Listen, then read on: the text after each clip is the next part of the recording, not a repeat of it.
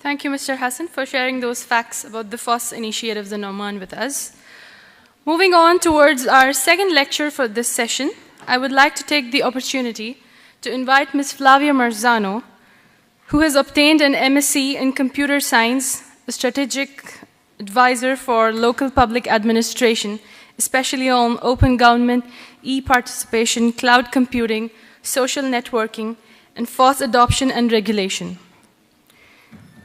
She is also a member of the Italian Open Source Committees, head of the FOSS Competence Center of the Province of Rome, evaluator and reviewer of the IST European Projects, a lecturer at a Roman University of Technologies, and also a member of the scientific community of masters in Open Source Software Management. Ladies and gentlemen, please welcome Ms. Flavia on stage to present her visionary words on the role and opportunities of FOSS in public administrations.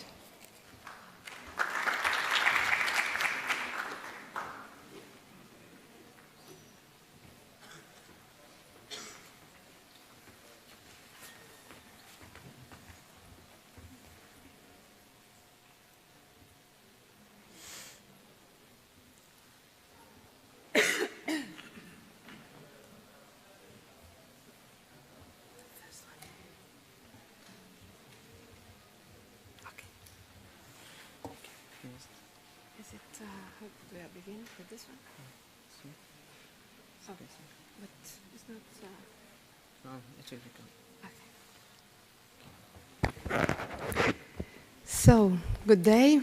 Thank you very much for inviting me. I'm very happy about this conference because everywhere it's possible to talk about open source. Everywhere we should be there and try to convince everybody to adopt it. It is an hard story. It is a very long story, but we have to continue in our job. And thank you for being here. So I will be kind with you, and I will get short intervention so we get read before. So the role of and the opportunities of free software in public administrations. What is the role for public administrations in general in buying software? They have to ensure and respect some constraint from the legal, technical, and economical point of view, because they're spending public money for public interest. So that's why they should be concerned about that. I wouldn't say, sorry, we are closed, because public administration should be open, should be transparent. So what is technology development? What technology development is from three different points of view: technical, easiness of use, and economical. So strong enhancement of price-performance ratio. But you've heard about that all this morning, so I won't stress it anymore. Risks. Well, I really loved what Jan said about security before. So there is not so many risks. The risk is non-adopting free software, because you cannot have few suppliers controlling the market, and you cannot having a weaker group of people, like from the social, physical, age, gender point of view. So access to technology should be for everybody. And here is the role of politicians, of course, because they have to lower the digital divide and try, at least, to fill the gap between technologies and citizens. That's their job, and that's with them that we should stress our intervention. They have to drive technologies. There is, of course, a lot of opportunities. Have you heard about that? So public administration can turn risk into opportunities. They have to do it, reducing discrimination condition. And mainly, now we can talk about participation, civic society, civil servant, all these words that now, finally, has a reasonable presence in public administration. So we like, as a citizen, to participate. And politicians can get some good opportunities for our participation. And in this phase, what they have to do is just to bridge this digital divide from public administration, citizens, and all the opportunities we do have. So what is the to-do list for public administration? In buying software, any kind of software, I don't say about free software, what they have to get to assure? Pluralism, of course. Competition, security, we heard about that. Integration with the software we already have in-house. Continuity of data. I should be able to read my data in 10 years, 20 years, or whatever. Interoperability and cooperation. And the availability, at least, of source code, at least for inspection. Because I just want to know what the software I have in-house is doing, which kind of data is using, and to whom will give this data. So I have to control at least the source code. So even in case of proprietary software. So that's my suggestion.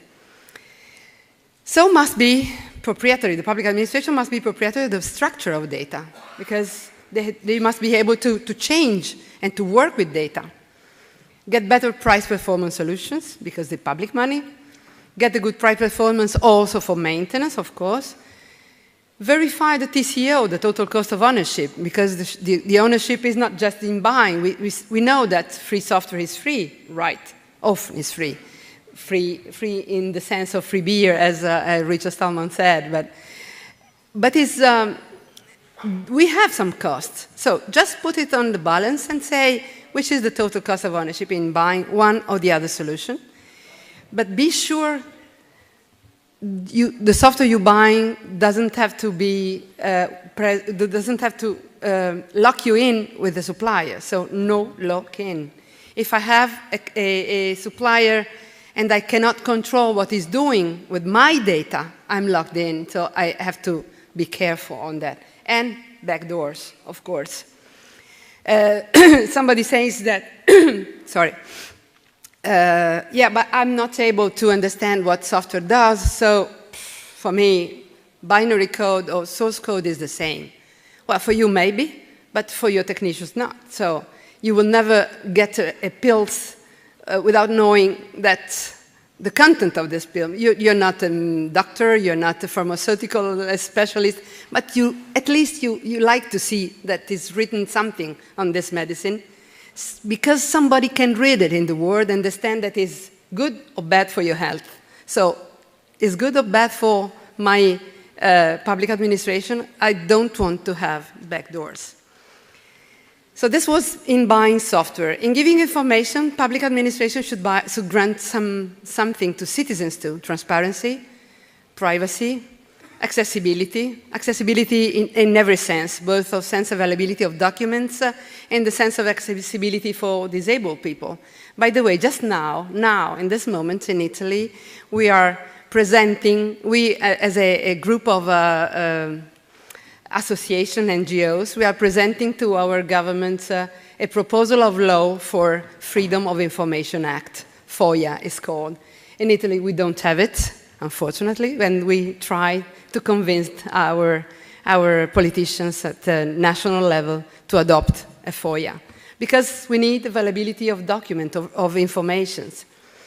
Possibility to read public documents without having to buy any software. You give me a service online, but you cannot force me in buying some software to use it. Possibility to export data and documents in open format, because we're talking about open government data. By the way, the 21st of this month, so Saturday, it is the International Open Data Day. So we could connect. We make in Rome a strong event. If you want, we can get in touch and make your speech in a call conference. Let me know if you are interested in it. We can try to do it. So how? All the requirements I talk about can be obtained easily, adopting open standards, we've heard about that, and open source software solutions. But in some case, I strongly believe that must be compulsory by law in public administration, because personally, I can use any kind of software. That's my business, that's my data. If I lose it, okay, that's my problem. Having data of public administration, having information of public administration no lock-in, no backdoors, as I said, they should be compulsory by law, just to grant what the requirements I said. So openness. Openness can be a pearl. So requirements is efficient and easy interoperability. Reusability of software. We buy software in one region, we can use it again in another one. Permanent access of data to data and information, so open government data. Independence for suppliers, and verifiability of contents and procedures. So still, there are political choices. So what about citizens? I would be very happy if my government adopt FOSS solutions, because it's reducing the digital divide, increasing ICT competencies inside without buying from elsewhere some license, because the culture, the digital skills can be improved with that. And about, well, favoring sustainable economic and social development of the territory we're working with and we are making policies with. So this is a very nice bridge, an ancient bridge in Tuscany, a region where I'm living. So all these goals can be achieved migrating from proprietary to free software.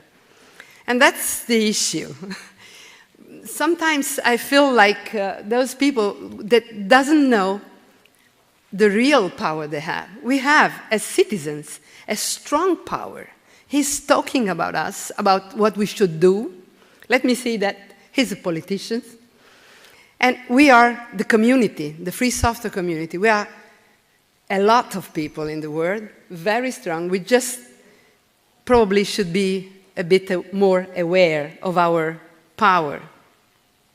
So this is a kind of horizon I like to think about, going from technologies to policies and from software to knowledge, to free knowledge. Again, compulsory rules, that's my opinion. Open by default, I've heard about that, I liked very much. So that's what I mean for freedom in public administration, should be open by default. What about the competence centers? Probably you could think about that, because you can elaborate strategy for the diffusion of FOSS in your territory, coordinating a work team together with association, enterprises, university, of course, promoting information and training. That the community is a really great and generous normally, even in making training. So why not work with them? And promoting experience exchange and reuse. So, of course, it's not true. One size doesn't fit all. So we cannot say that, okay, he bought some software, can you use it again? We should work on that. But we should work without internal experiences, so we can, again, reinforce what the territory, the competencies of the territory. It is not my sentence, as you know, it's a George Bernard show. If you have an apple and I have an apple, we exchange. Still, we will have an apple each. But if you have an idea and I have an idea and we exchange these ideas, then we will have two ideas. Let's think one of each, give to all the others one idea or one software now. At the end of the story, at the end, I will come back home with hundreds of ideas or software. That's not mine, again. That's the reaction to progress. The first rule is anything that is in the world when you're born is normal, is ordinary. You just are used to it, okay? Anything that's invented between when you're 15 and 35 is new and exciting and revolutionary, and probably you can get your career on that, as Elizabeth told us. Third, anything invented after you're 35 is against the natural order of things.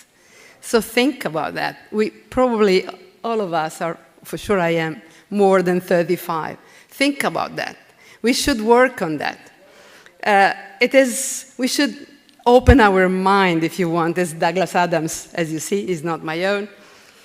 But I would add this. After it has been in circulation, this idea, after 35 years, for at least 10 years, it can be considered quite normal.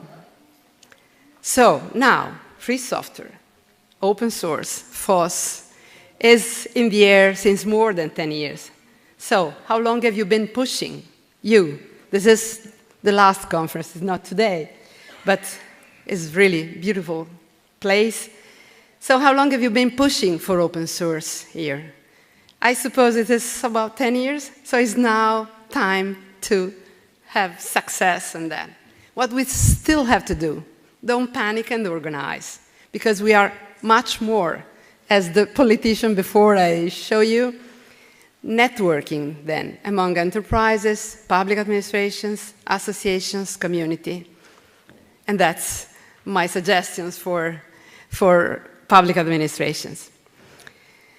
For me, the glass is full when it is possible.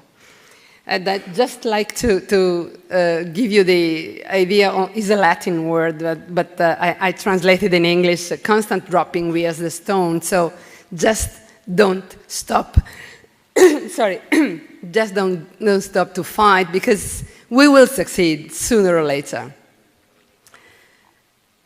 Well, this is just a link for you, just having a look is just for fun. Don't miss it if you want to make some laugh, because it's longer than that, but it was too long. So I just leave you the address and you will get some fun of that. So thank you very much for your attention. Of course, this is under Creative Commons, and you find me on social networks if you want, and this is my email address. Please, if you write me an email, please tell me that is about this conference, because I will forget and I receive too many mails to answer to you. Thank you very much.